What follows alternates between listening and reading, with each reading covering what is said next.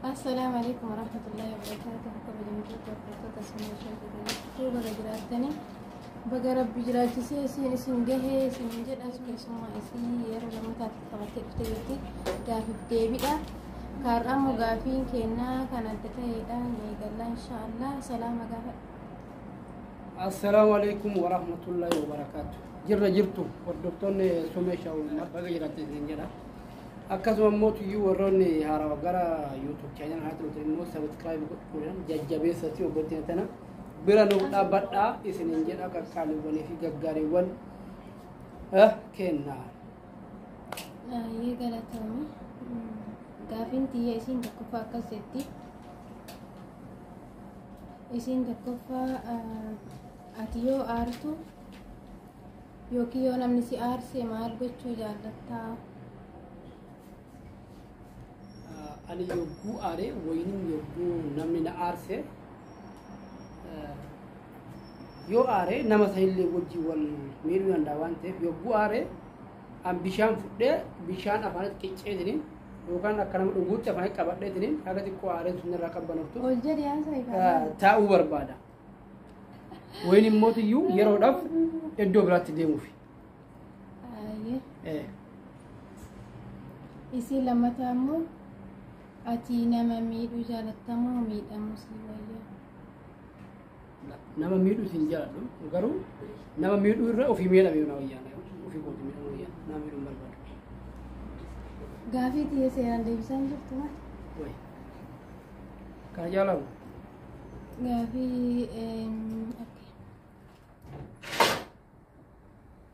أوكي هذا منا كيتيمو ilmokee irra jaalatta haadha manaa kee moo ilma kee irra jaalatta kun lachuu gaafii ulfaataadha garuu immoo haa ta'u ani haadha manaa koo irra jaaladha maaliif isii argannaan ilmi sun dhufesa osoo isii qabachuu baadhee mootii ilmi sun isaa fide kanaaf irra haadha manaa koo irra jaaladha achirraan immoo kan ilma itti aanaa jechuu barbaadeeti. أيك أكمل ما ديفيس أنت ديفين أنت أنا ما ديفيس يرام ديفيس كافو إيش يوان سبين ديفيس مو ورانا تيجي جبتان كومن ديات ديفين على ديفيسا ويانا كذاني نما كيا ديفيس ديفيسا دافي أتجرو يو يرو إفسا قوت جتولا سبب وجين إفسا كحكي أوكي كاتر راح مونا تيجي جبتان ودكتور مرة كيسانو يو أجات كومن تيجي ديفيسو Gaafiin itti aantummoo jechuudha. Biyya bahuun keessi fayyade moo si miidhe? Yoo si fayyade akkamitti? Yoo si miidhe akkamitti? Ani biyya bahuun koo akka mataa kootti na fayyade malee na miidhe. Yaani faayidaa jiru haala yeroo ammaa kanatti tattaafachuudhaaf yaani waan durii irra dabaladha jedhanii biyya bahe alhamdulillah haga biyya bahe immoo dalagadhe illee argadhee jirallee yaw jijjiirama fideera jechuudha. Garuu immoo ammaaf yaani jijjiirama fideeran galee immoo gara biyya kiyyaatti itti fayyadamuudhaaf yaada qaba inshallah. Kanaafuu amma biyya bahuun keessi miidhamoo si fayyadee na fayyadee jedhan.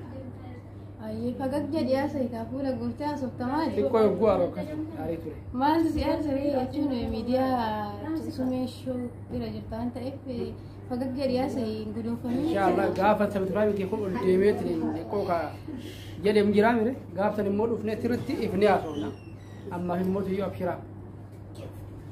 Abshiraa inni jirtaan asi bira jiraamti. Warra achiran dhuguftii mata bichaare oddotoo baay'ee kana. Kanaafuu fagak jedhiiti fuula ifaan bareedee shaa jedhee hordofta sumeeshoo yaada gaggaarii fi babbareeda dabarsiisine. Abshir.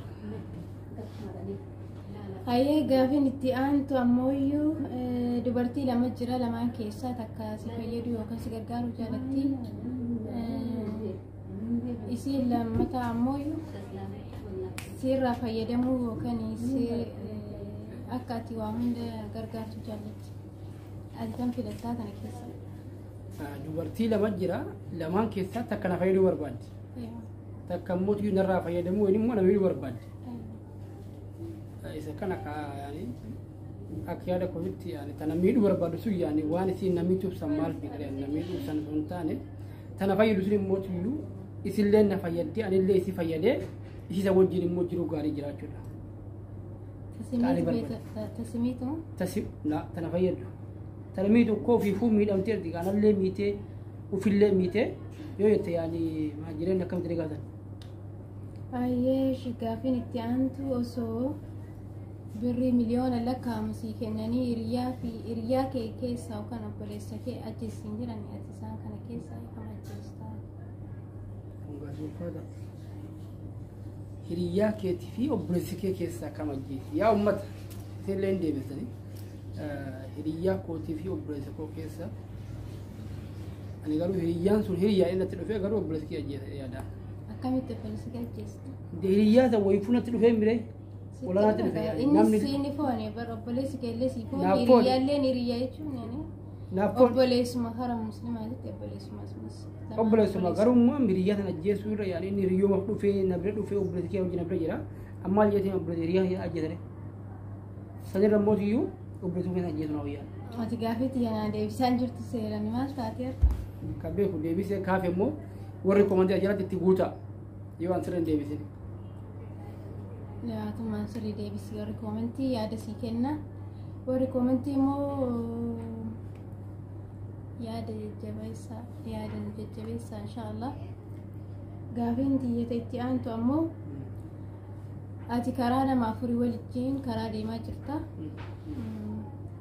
Karaa deemtu san namni afran sun obboleessa kee, haadha manaa kee, haadha kee, ilmoo kee. Isaan kana keessa leenci isinitti dhufeetiin nama tokko kennuufi qabda osoo hin jedhan ati eenyuun kennita? Nama sadiin kana keessa? Nama afur keessa? Nama afur keessa namni ani kennu haadha koo kennu jechuuf haati deemtee naan dhalattu haadha koolleen kennu haadha manaa koolleen mootii yookaan isillee kennu natti ulfaata isillee hin ta'u deebi'ee obboleessallee immoo amma deebi'ee naan dhalatu waan ta'eef obboleessa irraan amma ilma kiyya san kennee fi ilmi kiyya sun immoo deebi'ee naan dhalata waan ta'eef ilma kiyya san kennee bakka rakkinaa san bira dabarfadha. Garuu gaaf kana jedhu ilma kiyya kana jibbee osoo hin ta'in dirqama waan ta'eef wanti kun. Malee kennuu fudhadheeti miti garuu ilma kiyya kennaan.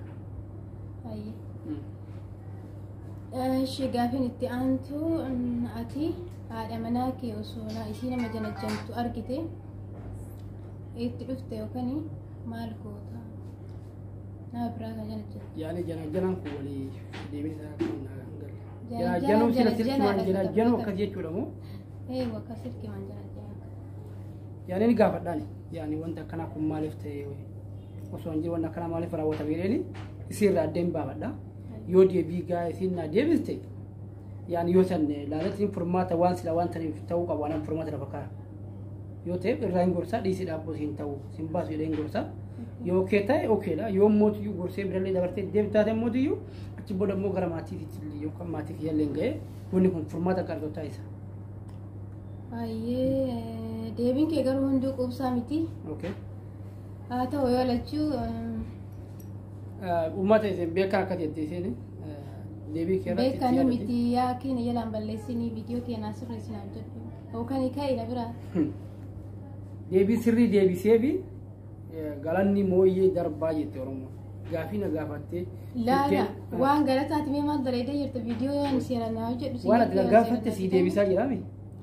Amma viidiyoo kana seeraan na hojjesaa jirta? Akkam. Kanoo viidiyoo waan asii gaafadhe yaani mitilan deebii yaani deebii itti deebistu keessatti deebii fudhatama hin qabne. Yaani okey deebiin an deebisu kun fakkeenyaaf amma. Fudhatama hin qabamu fakkeenya namni namni ilmoo ofii akkamitti dabarsee kenna ilmoo jechuun seeba. Eeshi ilmoo jechuun ana beeka. Eeshi haala manaa koo kennamu haadha kee kennitta. Ati garuu yaani osoo dabarsee of kennuu hin danda'ame of kennaan. Of kennuu hin danda'amu. Of kennuu hin danda'amu. So kanaafuu haadhallee kennuu ni ulfaata. Akkasuma haadhallee kennuu ulfaata obboleessallee garuu ilma keessan kennee bakka san bira darbee ilma immoo deebiin dhalata waan ta'eef. Kun quubsaan taane jettee mootii fayyani. Ani garuu akka kiyyatti ilmoo namni dabarsee hin kennu. Maal kennu osoo taate? Haadha manaati. Haadha manaati? No. Haadha manaa bar ilmoon tun haati manaa jedhanii ilmoon tun sirrii bar. Haati manaa nutti kaa tabiraa barbaadde. Hin ta'u. Ilmoon tun ilmoo tan kennitee haadha manaa. Haati garuma haadha manaa kee waan hin jaalanneef malee waan yaa sabaa deebii kun sirriidha. Akka jetti kun isin haadha manaati. ilmoo kee waan jaalladhe jetti. Ilmoo kee waan jaalladhe malee. Ilmoo hin jaalladha. Namni ilmoo jibbu hin jiru garuu akkamitti ilmoon kennamti. Ishi ilmoo san kennee ilmoo ta'e na guddisa way aniin kun nama dhiiratti olii gattattaaf jedhee riskii barbaadata ala keessa. Ilmoo san ishi gaafa haadha irraa kenne eenyu guddisa ilmoo san. Hin guddifatta kaati. Kamiin dhaqqabale kalaa dhaqqabamoo kamnaa dhaqqaba. Ishi deebee jaartii biraatti yoo fide immoo tiyyuu isiin sun immoo dhuftee ilmoo kana qabnaa guddifti. Garuu waan garaan hin geenne. Garaan hin geenne. Kanaaf waan amanaa kennii jettee jechuudha. Viidiyoo kiyyaalee naan bareechine kalas deebiin keellee naan taane. Ani amma akka nama tokkootti affeeraan kabajaat naamtee dhufeeti. Kanaaf nagaan ture ammaaf galatoom akka jechuudha. Laa waan galatoomii galatan barbaachisu. Viidiyoo yoo naamteetti viidiyoo bareechi naam jedhu maal jedhan akkana. Sitti areera dhugaa. Deebii sirriitti deebisee sirrii miti jettee nama mormita? Deebii sirrii miti kun namni ilmoo ofiin kennu abadan. Bakka areera. Ilmoo ofii jechuun midhaan laphee ofiiti jecha sanii dhageenya. Beeka ilmoon sun barka irraa dhufte sirraayyee. Osoo haati manaa jiraachuu baatte ilmoon sun eessaa dhufte. Deebiitiin ilma kana yataamaa godhee haadha irraa kennee. Ilmoon bara guddattee haadha malee. Eenyu guddisa? Ati hoo maal abbaan isa rajaa? Albaa ala keessa deemee riskii barbaadee bidaritti yaala. Dhiiraa jechuudha. Naan taane garuutu ati viidiyoo kiyyaara balleessee jirta kanas. Ammaa okee. Hin balleessee? Balleessee jirta viidiyoon akkanatti. Amma kan immoo tiyyuu. Cara berarti mau terus nak phone lain lah, jadi lah. Ya sebab yo am balle semmo, komen tiap seri dia tan dia bisa dia bikin. Ada mana kini nanya tu, kami kena ada mana? Ada mana? La, abad. Ada mana kini ilmu san ya tama bude, berande mon. Ada mana kini berande. Nama kana Rabbiin waa dumbeessu garuu Ifraanki ta'e malee inni sirrii ma deebisee isiniin jedha viidiyoo kee kaasii asi dhaabbata inshallah gaafii ka itti aanu itti subscribe godhuu hin irraa jajjabeessaa isiniin jedha waan daawwattaniif hanga dhumaa daawwadhaa garuu viidiyoo hunda